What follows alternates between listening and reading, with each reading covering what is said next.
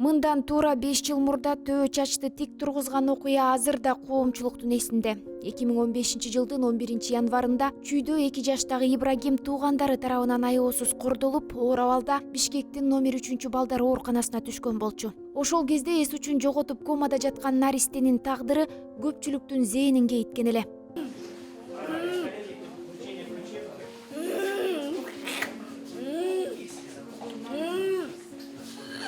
Быйыл 8 январда Ибрагим 8 жашка чыкты. Башка балдардай чуркап мектепке бара турган кезинде арабага байланып мүмкүнчүлүгү чектелип калды. Анын өз атасы дээрлик каралашпайт. Өспүрүмдү багып алган Диана Саимова Ибрагимдин атасы Назар Төлөбековдун экинчи аялы. Ага карабай, экөөнүн ортосундагы 4 жаштагы кызына кошуп, аны да өз баласындай карап, түйшүгүн кошо тартып келет. Жагда карап, мен оюмча бул жакшы эле жылыштар болуп атат. Эмоция, анан кийин психикалык жактан жылыштар бар да. Анан физический жагынан оор эле, абалы өзү отура албайт, өзү тамакты жей албайт. Ошол себептен реабилитацияга муктаж да. Атасы биз көбүнчө Россияда жашап турабыз. Тияктан реабилитация, лечение ошол жерден өтүп атат. Анан ошол себептен атасынын колунан жардам келе албадыбы же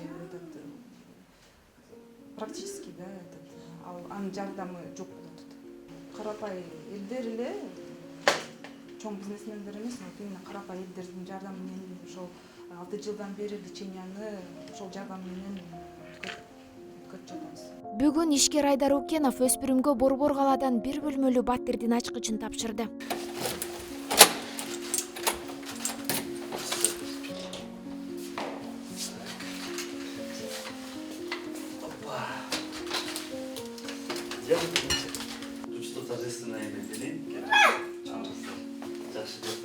Бул үй-бүлөгө 2017 жылдан бери биз жардам берип атабыз. Анан 2017 жылда үйүнө барганда мен кичине шок болдум.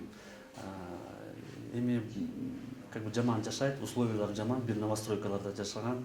Анан 2018 жылда биз бул квартираны алдык. Ошо строительный компания 2 жыл бул үйдү курган. Эми мына декабрда эксплуатацияга бул кошулуп, биз ремонт жасап, ошо 2 айдын ичинде.